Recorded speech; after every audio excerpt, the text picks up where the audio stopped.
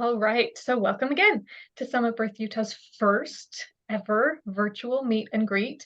We hope this is a time that you can get some of your questions about birth, postpartum, pregnancy answered, and also your questions about who these birth professionals are on this team and if they might be a good fit for helping you have the support you're looking for in your childbearing journey.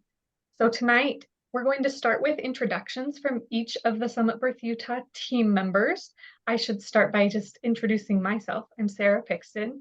I am the founder and I guess owner of Summit Birth Utah and head up this lovely group of childbirth educators and birth doulas. So after we hear from each of the other members of the team and a little more, I'll introduce myself a little more thoroughly. We have, I think, about 10 questions that came in during your registration that we're going to answer for you that are already pre-scripted for this event. And then at about 8:25, we'll open up to additional questions. We'll keep the recording going for a few minutes and then we'll turn the recording off and continue to stick around until about 8:45. To continue to answer your questions. And at that point, if you feel like you want a little more privacy, I can send you to a separate chat room with just one member of the Summit Birth Utah team to ask your more private questions if you'd rather not be in a full group. So that's our plan. And we're going to go ahead and get started with Esther Whitney. Hi, everyone. I'm Esther. We moved here to Utah about 2.5 years ago, and I live in Orem. My passion for childbirth started at the birth of my oldest child, who is 25 years old now. I found a passion with childbirth, and I kind of became a doula before I knew what a doula was. Did self-training. My first, I guess, doula experience was about 13 years ago at the birth of a son who is now adopted by me. It was our foster daughter had him, and I was able to be a birth support for her, and that was really neat to now be able to have that son adopted into our family. And so over the years, I've been a doula to friends and family. And then this year, my youngest son is 7 years old, and he is in school full-time, and so I was trained by a Doula teacher and started my business more fully to more people than just friends and family. So I do this work because I have never felt closer to God than at the birth of and really pregnancy of each of my children. And I feel like it's empowering and it's exciting to be there for women during a life-changing event. And I want to be able to help them make the best experience possible for them at that time. So that's why I'm a doula. I'm also apprenticing to be a midwife. Awesome. Thank you so much, Esther. We're so glad to know you and have you on the team. Thank you. Sarah, do you want to go next? Yes, thank you. So I'm Sarah Roberts. I am a mom of 4 and we live in Eagle Mountain. I've been a birth photographer since 2017 and then decided to officially become a doula in 2020. And I just decided that I wanted to support women more and understand how best to do that through formal training. And I just love seeing how women can make empowered choices to make that, like Esther said, that life-changing event so wonderful and magical and as good as it can be. And so I've loved documenting that and supporting women through that. I cover Utah and Salt Lake counties, and I also offer birth photography. Thanks so much, Sarah. We're so glad that you have that awesome skill set and that you're part of the team.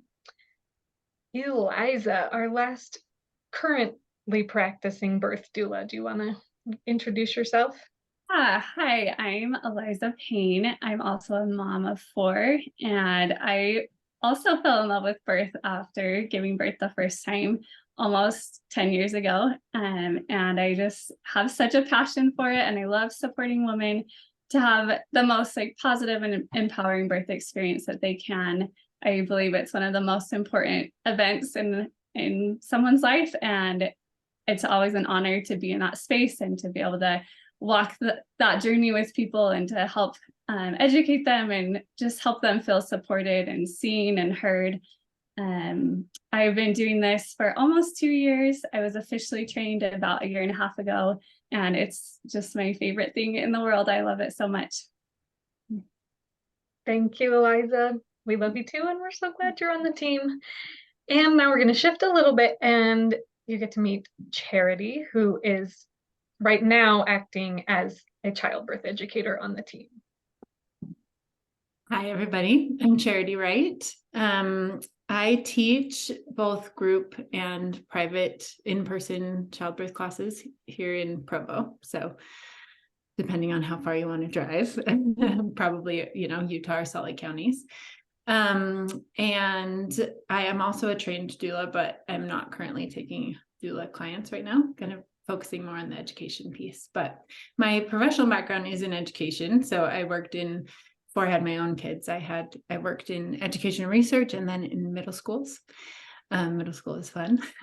But once I experienced pregnancy and birth myself, I knew that I needed to pivot my education career from adolescents to adults, pregnant ones and their partners, because I just was so empowered by the things that I learned about my body and about my strength and about the process of birth. It's just so fascinating and incredible, and it changed me learning about it before I experienced it, and then learning more after I experienced it. So I'm just really passionate about helping families to have safe and positive and empowering birth experiences, and a huge part of that comes from just understanding what's happening with your body and this incredible process of bringing a soul to life. So I'm really excited to share what I've learned and continue to learn in my classes. So that's me. Thanks, Charity. I hope everybody can just feel the passion and love of these women that I hand selected for this team, because I just think they're all phenomenal and amazing and just have an incredible depth of understanding of birth and also love to keep learning. And I really think that you'd be very fortunate to work with any of them, either as your birth doula or your childbirth educator. My name is Sarah Pixton. Like I mentioned, I kind of head up this group, but I actually moved from Utah to Colorado a couple of months ago, almost. And so I'm managing this group from afar, but I do still teach online evidence-based childbirth classes that we advertise on the Summit Birth Utah website. So that's kind of my role here in this group, but my background is I did not fall in love with birth the first time I gave birth. I had a really terrible first birth experience. And when I got pregnant 3 years later, I knew that I wanted to have a completely different experience the second time. And the main way that I prepared for that different experience was through education. Like Charity said, knowing so much more about what was happening in my body, what I could expect, what choices I could make about the experience made a huge difference. I had an amazing birth. I wish I could give birth every day, but I am not equipped to raise as many children as some people are. I have 3 and I love them deeply, and their births each taught me, there were 2 births because the first were twins. Their births each taught me so much about myself and my strength and what ways I wanted to learn more so that I could have different experiences.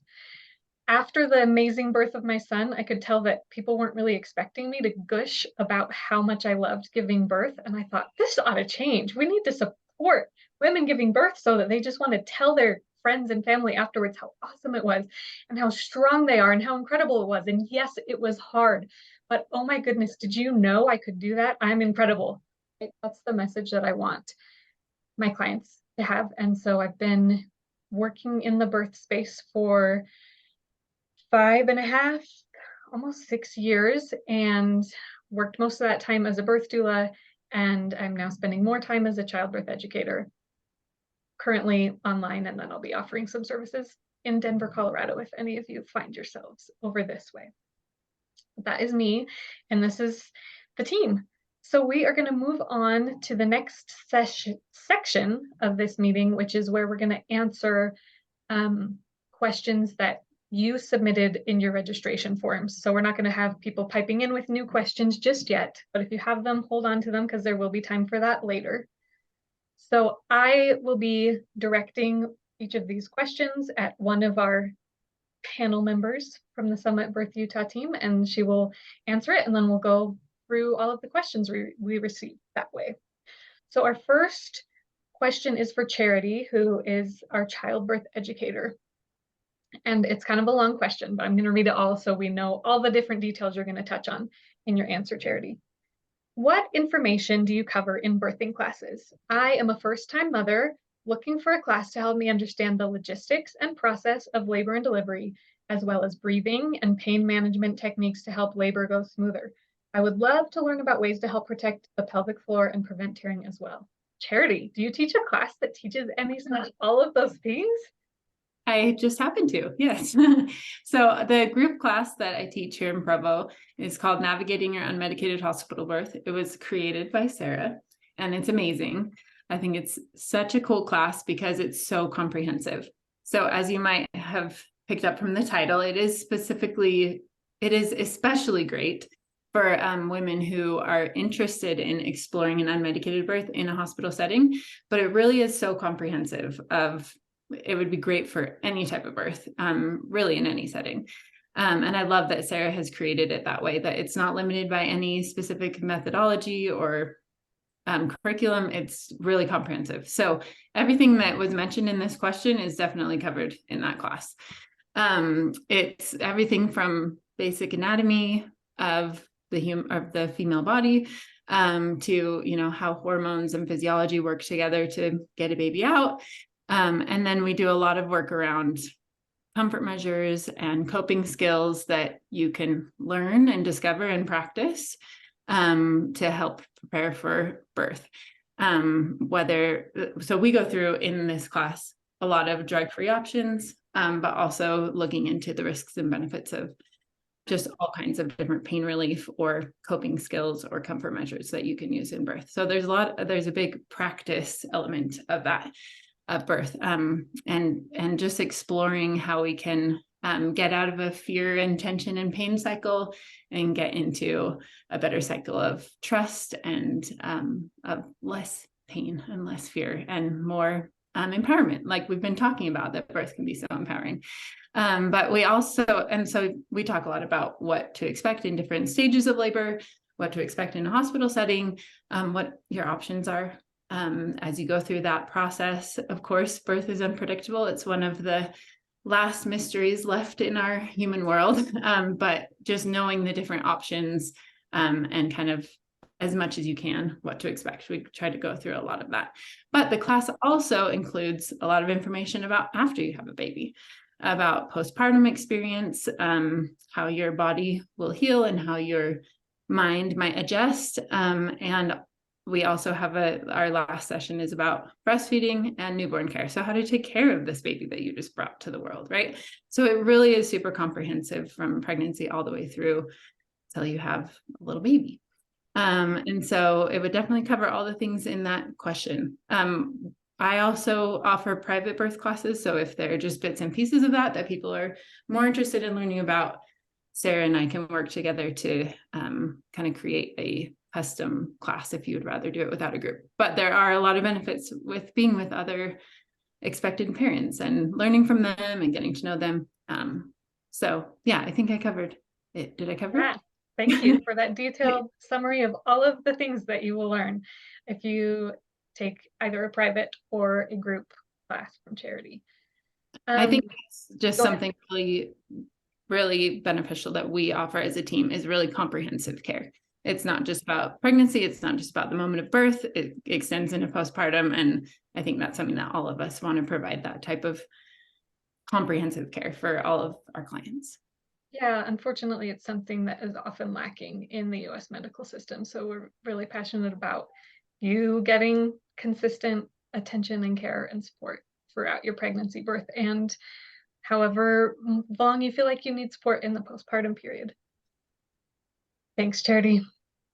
This next question is for Esther. Esther, this question is, how do I decide if a doula is right for me? Oh, I get an easy one. It is. As a doula is right for everyone, I think.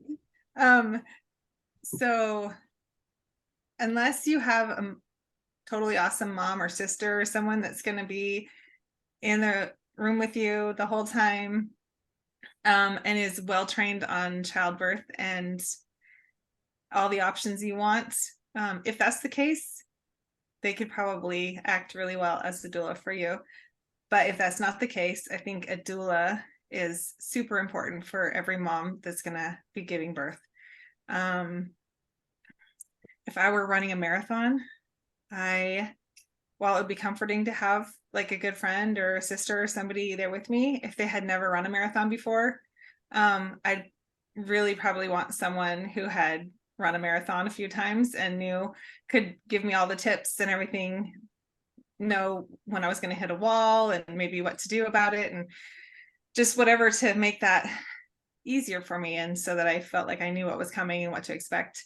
As doulas, we have a passion for childbirth, and we have experienced it and helped others with it along the way, and so we kind of know what's coming. And so I think a doula is super important, not only for the birthing mom, but also for the husbands I've found and parents that might be in the room or whatever.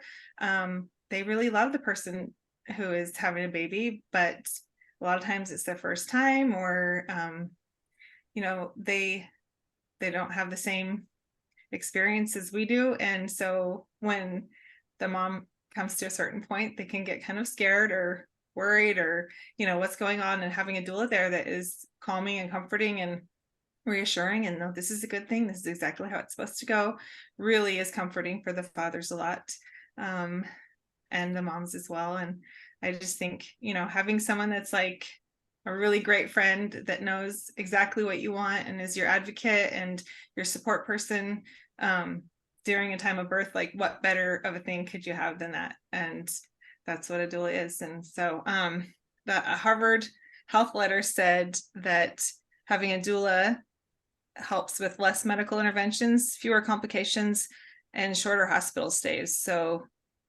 oftentimes that's financial savings as well. So there's lots of support for doulas. They make a significant difference in the birthing process for moms.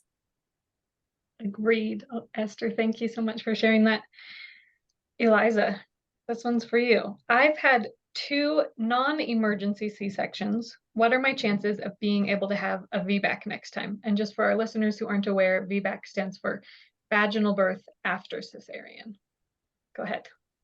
Okay, I love this question, and I love supporting Vbac moms. It's just a special, different kind of birth, and really redeeming, redemptive for them.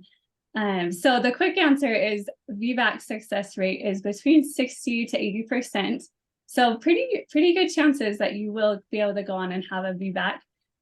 So many things can go into how successful that can be. So if you have a low risk pregnancy, you have a higher chance of having a successful one. If you have really good support, so like having a doula, having a provider that's truly Vbac supportive and really on the same page as you, wanting to help you achieve that goal. If you have stayed pretty healthy throughout your pregnancy, if you're really educated about birth, if you take a childbirth education class and know your options and feel empowered and you're listening to your body and your intuition, you're going to have a higher chance of getting that Vbac. Also going into labor spontaneously and not getting induced, and avoiding as many interventions as you can. But there are risks with everything. So having a repeat C-section is a risk. Having a Vbac, there are risks with that as well. But after you've had more than one cesarean, the risk of another cesarean is higher than the risk of having a Vbac. So you you might as well try to have a VBAC after having two. And then by the time you've had more than 3, like 5 or 6 cesareans, then you have a 1 in 3 chance of having major complications.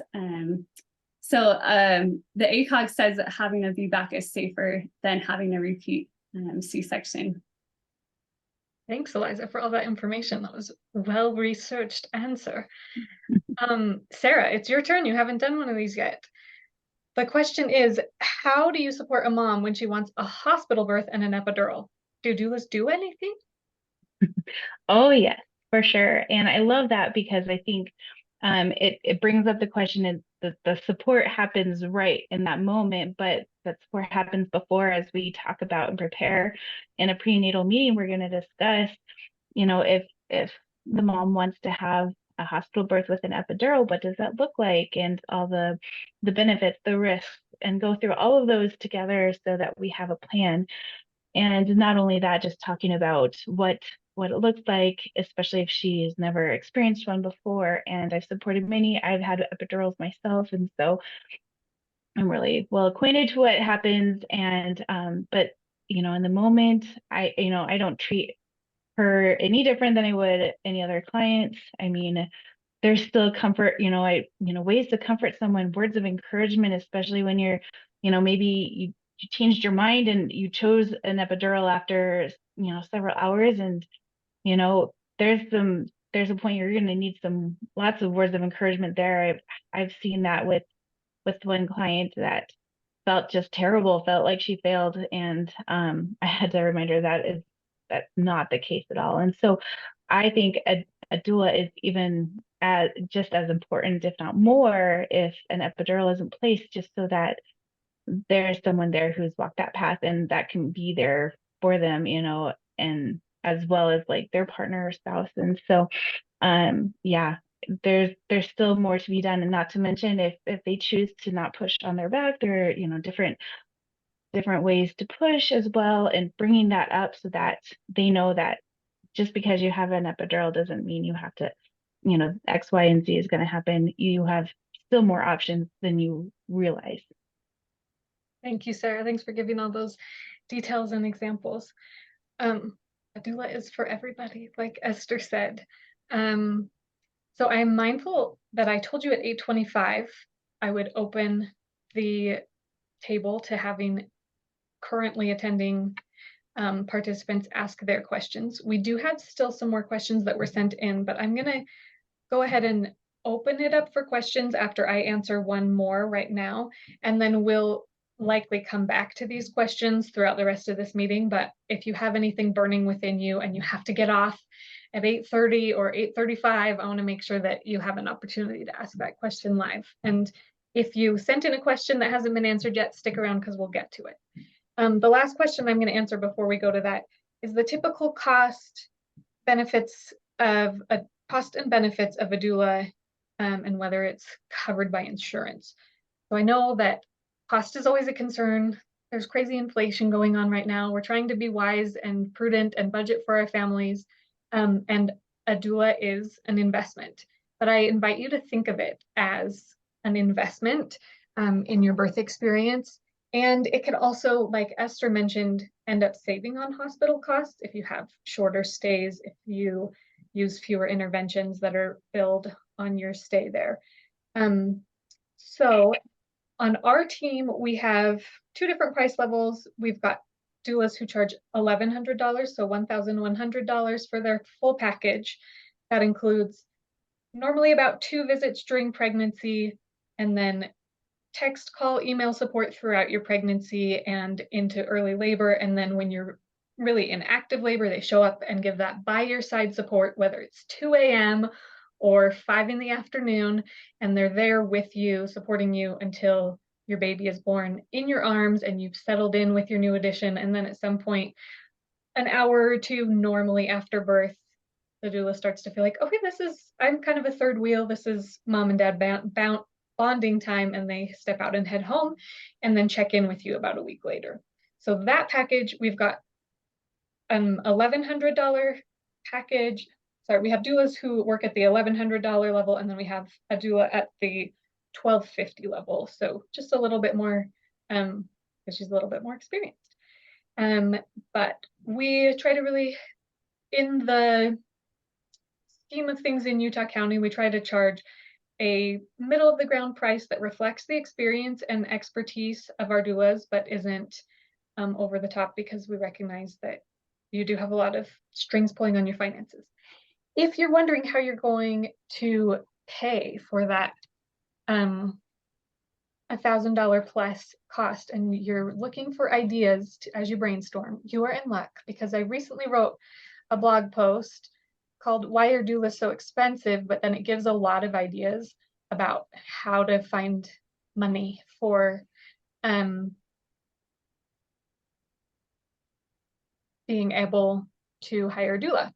So I just put the link to that blog post in the chat.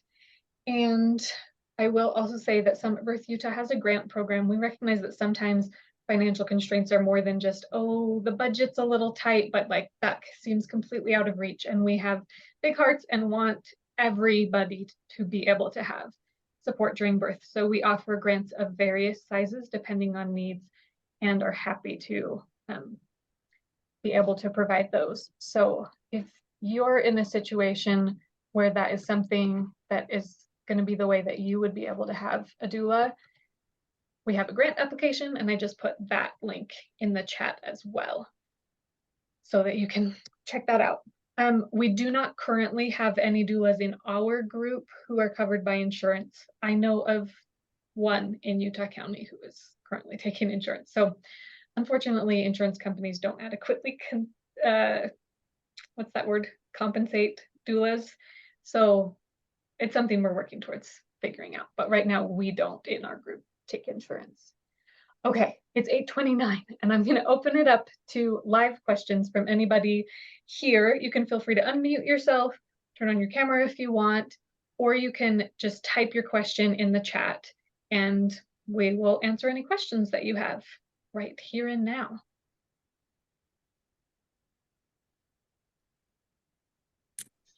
Yeah, I have a question. Yeah, go ahead. So I'm just curious, if the roles and the services that doulas provide, if that's pretty widespread across all doulas, or if that's pretty individual to the separate doulas. Who wants to answer that? I can say, I think both.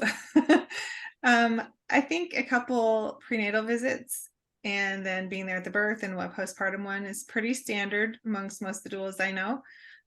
Some like Sarah, and I also offer birth photography, but I'm not like a professional like Sarah is. I get like cell phone pictures with me. But anyway, there's different like things that doulas can add on. Maybe they're like a yoga instructor and they give a class of yoga instruction with it, or photography, or maybe they give extra postpartum care, but usually that will be like an extra fee if they're going to do more postpartum.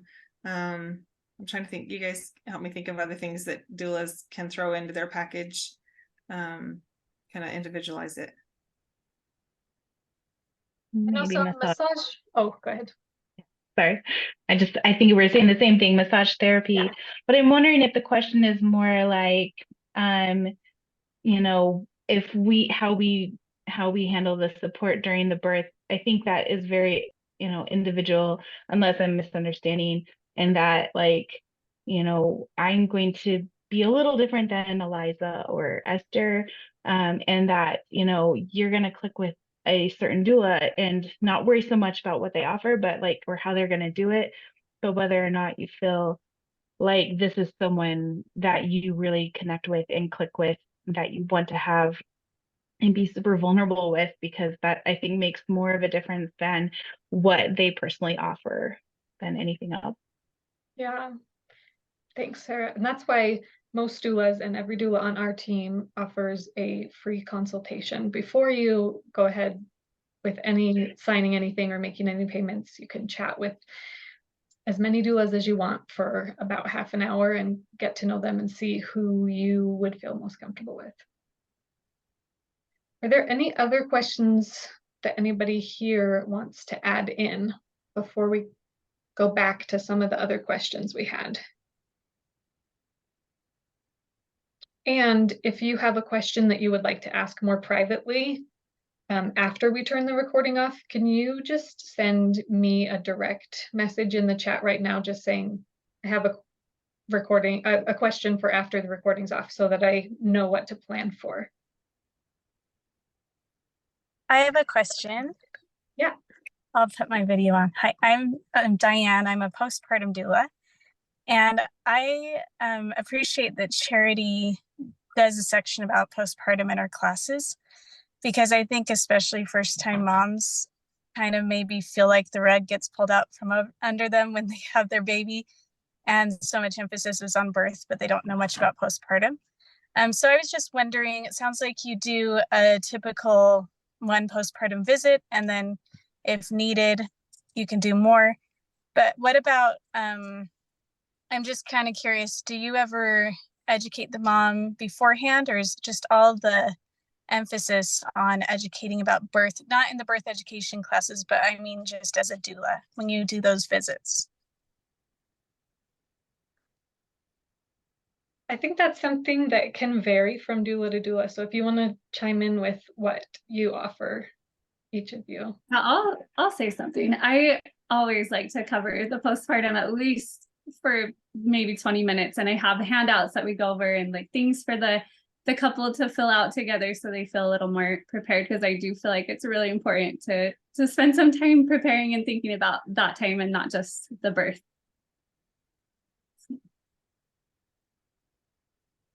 Esther or Sarah, anything you would add about postpartum preparation with your clients? We do discuss postpartum things within the first two prenatal visits, mostly the second one. And then, of course, during the postpartum visit, we talk about a lot of things, but the two before birth are mostly, with me, are mostly focused on their birth plan, everything that's going to happen with labor and comfort measures and that kind of thing. And then, yeah, when we touch base after, it's kind of up to my client how soon after they want the postpartum visit. So it depends on what kind of care they feel like they need in postpartum, how soon they want me to come. And yeah, I'm always available. A lot of them just text a lot of questions afterwards, and I answer through text and phone calls, anything they need like that, and then just set up the postpartum visit for whenever they need it. So it kind of just depends on the mom and what she feels like she needs. I have a workbook that I have given to moms that have go through postpartum planning and what things they need to think about and plan to prepare for. Awesome. Yeah, so it varies a little bit by each person, but I think I love that you're here, Diane, and we always love networking with other birth professionals who serve our same families in the area, but come at it with a different expertise. And I think it's awesome to also have postpartum doulas that we can refer to who provide that care specifically and in an ongoing way during the postpartum period for anyone who is looking for that kind of support. So I am a postpartum doula, but I live in Colorado, and virtual postpartum support is not good. So you need somebody there, hands-on, giving you in-person, face-to-face support. So I'm glad you came and we can see your face, Diane. Ashley, we got your question answered, right?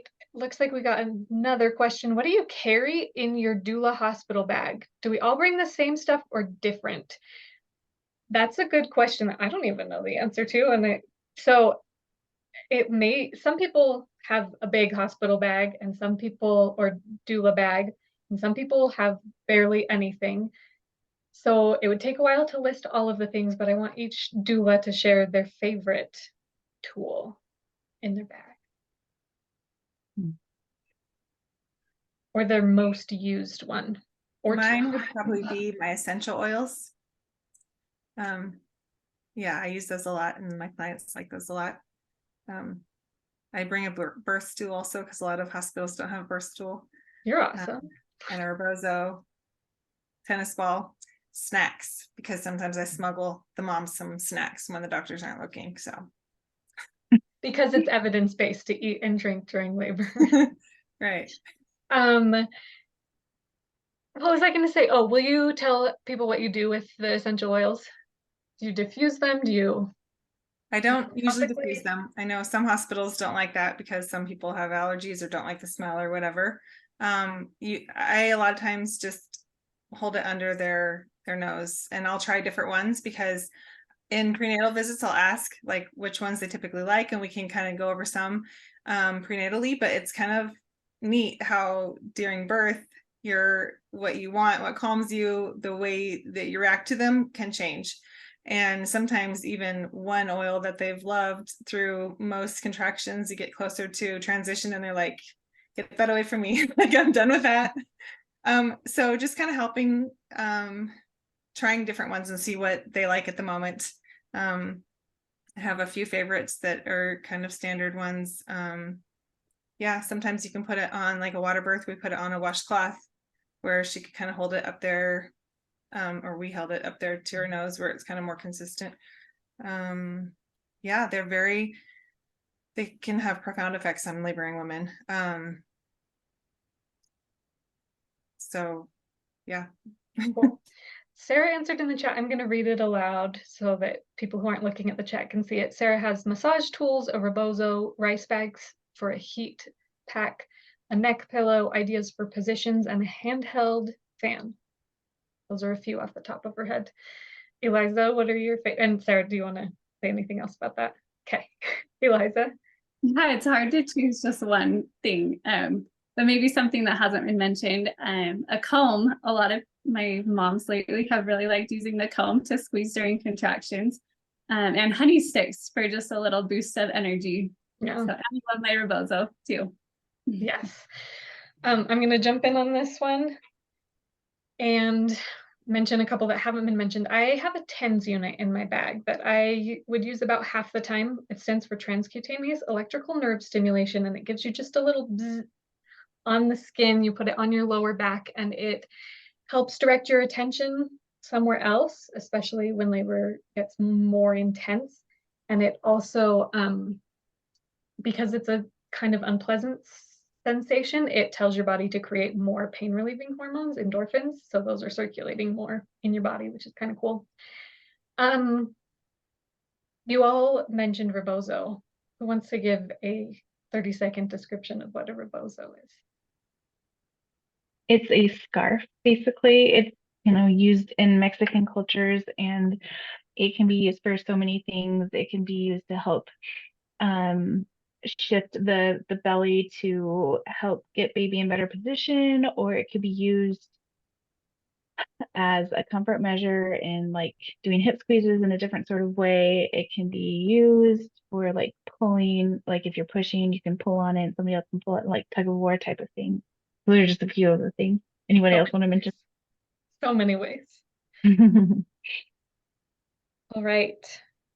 One last call to send me a direct message if you have a private question that you want to ask after the recording's turned off. And another last call for any other questions you're burning to ask right now. I have a question. Yeah. I'm not pregnant, but plan to be soon. And just looking at OBs too, I want to have an unmedicated birth in a hospital. But do you guys, each of the doulas, do you know of, you don't have to list specific names, but are you guys familiar with certain OBs that you work with in hospitals that are open to different laboring positions and pushing and unmedicated births, if that makes sense? Yeah, I'm gonna jump ahead and just take this one. I think you sent this message in this question in your registration. Yes, I did. Yep. And I thought that I didn't necessarily want to record us saying these are our favorites, because we might have more favorites later, and then they wouldn't be on the recording. So I will say there are nurse midwives who work in the hospitals that we have experience working alongside through multiple births that we like. There are specific names that we know and love, and they know and love us, and we'd be happy to share some of those names with you privately, and they're awesome. I just I don't know, for some reason I felt like I didn't want that to be No, yeah, that's recorded as great. who we like I best. didn't need names necessarily, just Yeah, if there are OBs that are open to things, if you know. they're mostly you guys have certified some- nurse midwives are the ones. Okay. Certified, did I Okay. say nerf? Certified nurse You're good. midwives are typically the ones who are most familiar with supporting unmedicated hospital births specifically. So there are some OBs that have seen that more. And then there are other OBs that just don't see a lot of that and so aren't the best fit for that. And we are familiar with the landscape and can help you find a good provider that will be a good fit with your preferences and plans. And that's another piece of the course that I neglected to mention too, is we do talk a lot about in the class about how to find a good healthcare provider, how to kind of check in with your healthcare provider on if your desires for birth are going to mesh with their practice, and just different questions that are good to ask your provider. So we can provide that type of support as well, just helping you navigate your team and how that might correlate with your desires for your birth. Great. Thank you, Charity. Okay. I'm wondering if we can just really quickly pay attention to these questions we haven't gotten to yet without being here for another half hour.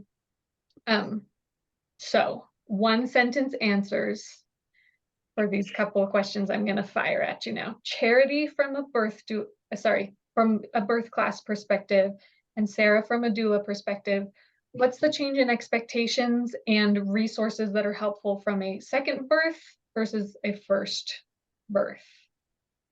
Specifically, like, what do you offer? Sure. So a second birth will be different than a first birth in many cases. I mean, every birth is different, but as far as what we offer for birth education, we don't have like a refresher course, like a course that's specifically for second time birth right now. Although that might be something we develop in the future. But like I mentioned before, we do private birth classes and are happy to cater that to exactly what you want to focus on in a second birth, and sort of adjust it to what might make more sense for a second birth than a first birth. Great. Sarah, from your perspective, anything to add?